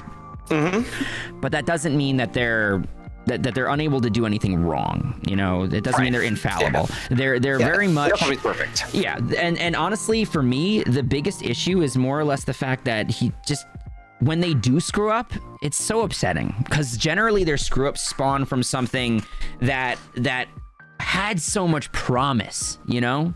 Like, it'd be different if this was Squaresoft back in the day on the cusp of bankruptcy, putting out Final Fantasy 1, where you have absolutely no, like, inkling of an idea of this beautiful game coming out. We're at the apex of, like, for the longest time on the PS2, Square was the game series that had the beautiful cutscenes and had the amazing story and beautiful music and just such an amazingly beautiful vibe. And they've just fallen, I shouldn't even say they've fallen so far really on all respects, because they still look super beautiful, but they took them forever to realize that so is just about every other game that gets released. Every other game nowadays is beautiful. Like, it may be in their own way, but like, we've got God of War, we get Red Dead Redemption, we get all these games that are just amazingly stellar looking. They don't have that they don't have that that card to play, but they heavily relied on it, you know? And their thing was, make it look good. And it's like, no, make it a good story. Make it an amazing set of characters with good gameplay. Because even if you make it look halfway decent, like, that was my biggest thing with Kingdom Hearts 3, right? Kingdom Hearts 3 has some very small things that I wish they had changed. I wish the pacing of the dialogue was less squished, that there was more breaths in between some of them. It feels rushed sometimes. I wish there was less bloatware in the game and more like, I wish it had been more like Kingdom Hearts 2 battle style, with less triangle commands and transformations that felt like you had to do them all the time, and more felt like they were things that helped you in those situations, you know? Like, when I go into a transformation in 2, I know I'm about to wreck face, right? I know I'm about to I'm going to get my health back. I'm going to wreck face. In 3, I would go into it and sit there and think, I'm still going to die anyways. My health is crap. I don't have my MP. I'm literally going to die after this. Like, I have no chance. Like, there were moments of that for me. It just didn't feel right. And like, honestly, if they had kept it looking the same as Kingdom Hearts 2 even, right? Maybe slightly better. Okay?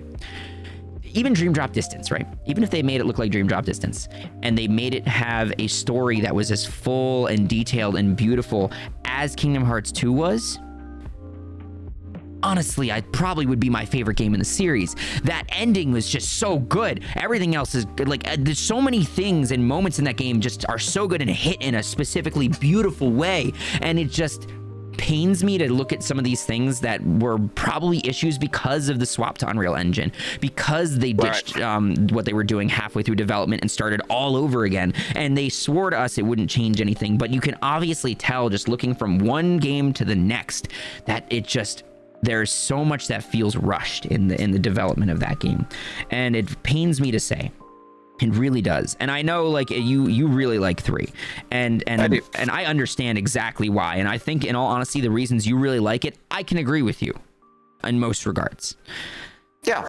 But there's so many things from a standpoint that I look at that as somebody who, like, went to school for engineering and has had such, like, an amazingly deep love for all these games growing up, where it just felt like not the mark they needed to hit for the amount of time that they had, you know? And I blame the fact that they backtracked when they didn't need to, you know? It felt unnecessary. Yes, the game looks gorgeous. It looks beautiful. But at what cost, you know? It's the same reason why we got a really bad rendition of the first Final Fantasy XIV, because their big thing was make it look pretty. It doesn't matter if it's kind of clunky, we'll fix it later. And then they just watched people disappear. You know what I mean? And they had to just pull it back. And yes, on 14's end, they got a really great director who realized this and fixed it. The Kingdom Hearts needs to get that, you know? It needs to get that treatment. Like, I love Nomura, right? I love Nomura. And I love his super spastic all over the place writing style, right? But I need someone to rein in the quality control. I need someone to rein in the quality control. You know what I mean? Yeah, he is their Hideo Kojima, whereas he's very much an art student who, like, they even said, like, do you want a budget? Like, sure, what's my budget? All of it? Like, all of it? Oh my God, just all the money. You have all the money. Just do what you want. Oh my God. Can I have Haley Joel Osment in his late 30s play a 16-year-old? Fuck, I don't care. I was like, yeah, sure. Just make it happen. Make it happen. Yep. I'm gonna run that. I do kind of want to run at least one or two of these if I can. Dude, there's so many good cards in these sets. I'm gonna have a hard time picking. I know. I'm almost at a point now where, like, I kind of have the cards I want, and now I'm like, I know, like, some of this is not going to work, but I'm like, I still want to try it. We're gonna have to deal with what we have. This is gonna be brilliant. We're gonna deal with what we have. There's gonna be a lot of stuff that's not gonna work, honestly. But at the same time, we can. This is how you test a deck. Yeah, it's just a deck. We're gonna have fun with this, and we're gonna kind of teach some people how to play. Let's see. During each turn, when Nelly was chosen by your opponent's summoner ability, and the first time cancels the. Oh, definitely yes, please and thank you. I really wish I had more Illawa cards now that I'm looking at this, but we'll take it. It's fine. Let's see. 9 more cards. Dark Knights. What are you?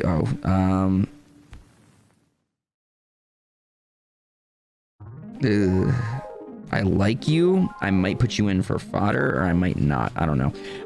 Let's see. We're gonna do that here. And on that earlier comment, by the way, yes, I would die a happy man. 100%. I like, for me, I don't know, something about, like, Square really resonates with me, and I really wish, like, I looked up their affiliate program, right? I had to partner up with them.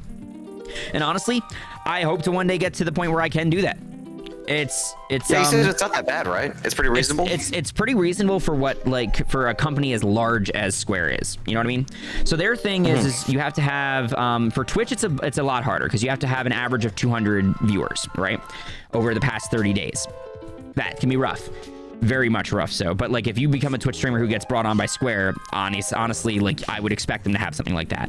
But their YouTube, I think, is like, you have to have 10,000 views per video over a 30-day period, and I think about 500 or 1,000 subscribers, right? Okay. Which isn't terrible, honestly. Like, if you look at a lot of individuals who have YouTube channels, that even ones that aren't as well known, that have like 30K plus people following them and get, like, you know, a couple, like, you know, close to 6,000 or 7,000 K per video, it's just a matter of having the content to be able to do it. You know what I mean? Right. And while I'm trying to work on that, I'm trying to get, like, around to doing all of that on my end. I'm really hoping to maybe kind of take off on one of either the YouTube or the Twitch scene.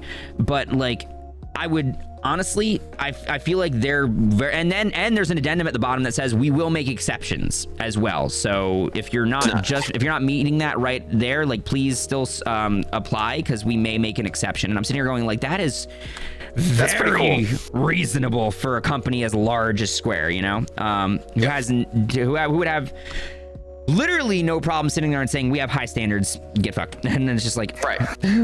True. Right. What you got? What do you want to do? Oh my God. All right. So I'm just going off of a comment here, right? And I'm gonna read this off. So I love Final Fantasy since Final Fantasy 3 on the SNES. They really started to lose me when the story went from being interesting and emotional to being how many pronouns can we fit in there? Lassie. Oh my God, yes, right into 13. But anyways, I didn't even read that far. Yes. Oh my God, Final Fantasy 3 for the SNES, or Final Fantasy 6, as some of us know it. It's such a beautiful game. Back there. It is back there. You do have it, and I'm still jealous on so many levels. I showed you this one though. This might make you a little bit, probably not a lot, but just maybe a smidge. Oh, don't do this to me. Don't do it. He's gonna. Man, I'm feeling the humble brag coming. I'm feeling that humble brag. But honestly, my biggest thing for Final Fantasy, my first one was Final Fantasy VII, and I still have my case somewhere. I may have brought the case back upstairs, in all honesty, now that I think about it. But like I have my copy of Final Fantasy 1 for the NES. Oh my God, look at you, you son of a bitch! That is so beautiful. Comp, and just as we brought up earlier too, an actual copy of 6. Holy jeez. Oh my God, it's so beautiful. Oh my God, I love it. Oh, like literally, I love collecting Final Fantasy stuff. It's my favorite. Like I love, like, you know, the artwork. Just look at the artwork for that, guys. Yeah, Final Fantasy like 12, right? The Zodiac Age. I managed to get this signed by some really cool people, but like just the artwork on these is just beautiful. It's such an amazing, like, I love the game series, period. And honestly, I can get that. Final Fantasy 3/6, whichever you want to call it on that end, is so beautifully amazing. It's honestly an amazing, it has my favorite villain. Kefka is just hands down the best. It's one of my alerts on I have the pixel version of him laughing as my bits alert. It's so good. I love it. Oh, box 2, 3, and Chrono Trigger. Oh my God, you're literally flexing on me so hard right now. Oh my God, even chat's flexing on me. God, you son of a bitch. 1, 2, 3, and Chrono Trigger too. Oh, that's. Flex on me all you want. It's fine. I've sunk all of my money into Kingdom Hearts. Yep. God. You do have an extensive collection of Kingdom Hearts. If I do, I own the game on every single console that's ever been released. The only thing I don't have are the Japanese versions of the Final Mix games, and I fully intend on getting them at some point soon. But yeah, I own it on every console, and I mean, like, I own multiple copies of multiple games. Even like I own Melody of Memory on every single console released. Oh, was it a reason for me? Like, is there a reason for me to really own all of them? No, but I love the series. You got them, though. You got them. But real talk, Kefka, right? They hit an apex for Final Fantasy villains that they have yet to actually achieve again. Personally, my personal opinion, like, all of them seem to fall flat as far as villain, like the depth of the villain's character, the backstory, everything just feels like it feels like you're getting out of a car that has nice, like, fully inflated wheels and then getting into one that has slightly deflated wheels. It just doesn't seem to pick up as well. It doesn't drive as well. It's not as smooth of a ride. Like, I don't know. They're not bad. They're passable, but they're just not Kefka. Right. Everything from his character design to just who he was as a character was just really, really fun. You know, super duper fun. And where I think, I understand why people like really have an affinity for Sephiroth. And where I think where made Kefka so good is he was a complete package. Like, he had a great story, he had an iconic look, he had an iconic laugh too. That yes, so oh my God, the like the like literally so good and so freaky for, like, oh my God, my God. And I think comparatively too, like, you also, one thing I think that where made Kefka better versus Sephiroth in one respect was the first act of general evil that you see from both of them are two very different things. So, oh my God, yes. Please. Yeah. Go ahead, talk. I'm not gonna cut you off on this one. A village, okay, but you don't really see them burning down a village. Right. To his, the first time you see Kefka, he burns down the castle, and you see people dying on top of that. Yes. Oh my God, and then the poisoning the water, literally just like, and then you had to hear the screaming, right? Like, and he, like, you see his effects that he murdered children. Like, you see him murder a child, but through his actions. That's a heavy toll. You do see that with Sephiroth later on when he does the big Eris thing, but that's hours and hours into it. And there's been interactions with him. There's been a lot of dialogue. There's been, all the Genova stuff. Like, so it does eventually build up to, like, a big moment. But, like, you see Kefka's like that's for, it's kind of like the M. Bison line from Street Fighter, where, like, for you, like, me coming to your village was the most important day of your life. For me, it was Tuesday. That's Kefka. Kefka just does evil shit constantly, and it doesn't ever get dull. It's just like, oh my God, that's just terrible. And can we also like notate only Final Fantasy villain to actually achieve his goal? Only one to actually achieve what his original intention was. Like, yes, his intention morphs later on and he fails in his second attempt, technically, to do what his final intent was, which was literally to bring about the end of days. Like, he wanted to cause suffering. That was his thing. He wanted to literally bring an end to the world and broil the world in an atmosphere of pure pain and suffering, right? And he did it. He did it. He literally turned the world into a terrible place. Became a god. Became a god. He pulled it off. And it's like, just, that's a big move. What other Final Fantasy villain did it? And like, it's just, God. Like, so yeah, basically like Thanos, except like the way it is like, okay, all right. So honestly, I'd have to give Thanos the win on that end, because the only reason Thanos ended up losing is because they went to a different timeline and ported back and then prevented him from winning. You know what I mean? Yeah. So that's different. Like, it took time travel to beat him. Yeah, it took time travel to beat him. Whereas Kefka ended up just getting beaten because of his own hubris, you know? Right.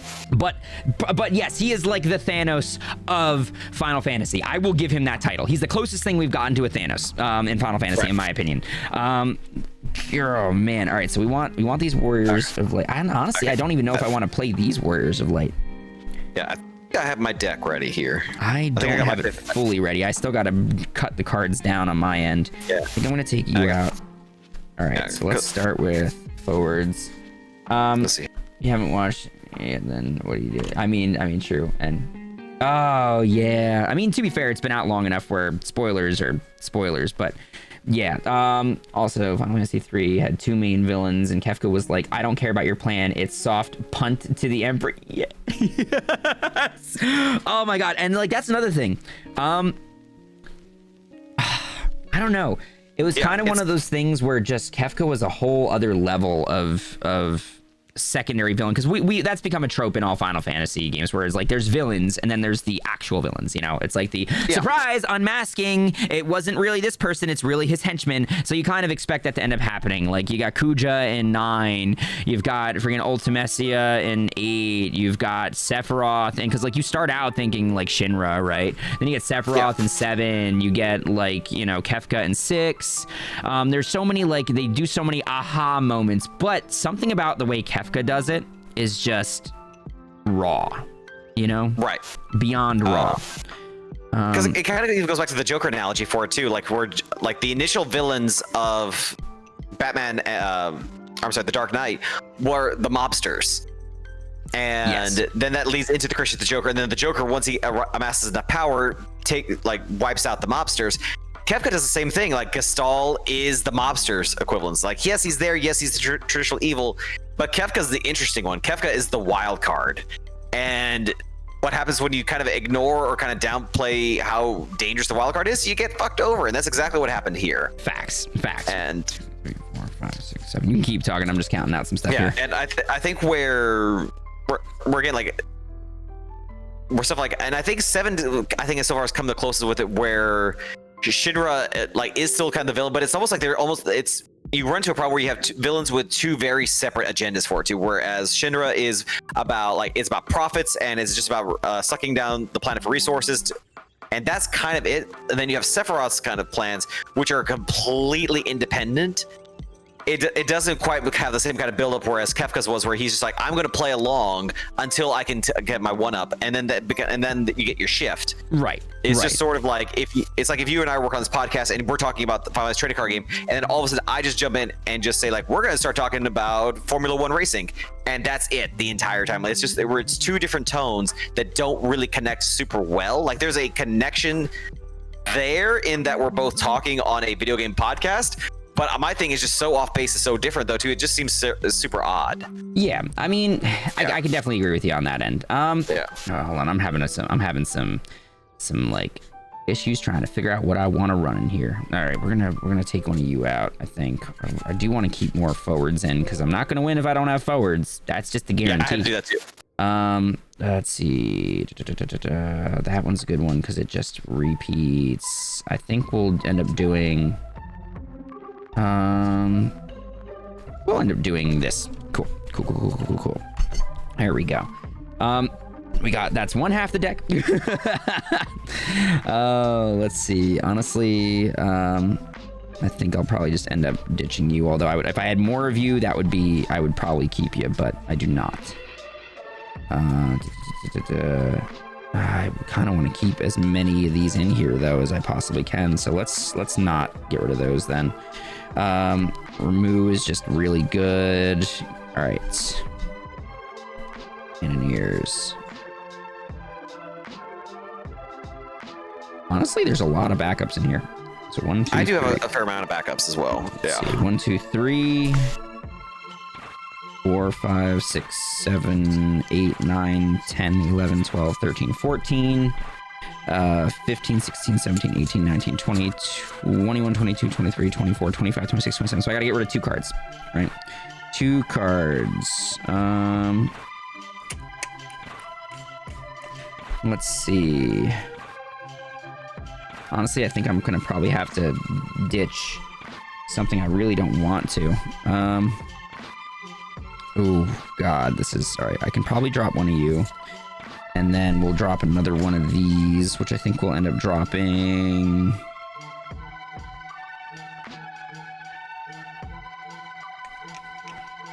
We'll probably end up dropping one of you guys. Okay, all right, there we go. So, there we go. I think that is it. Let's swap on over.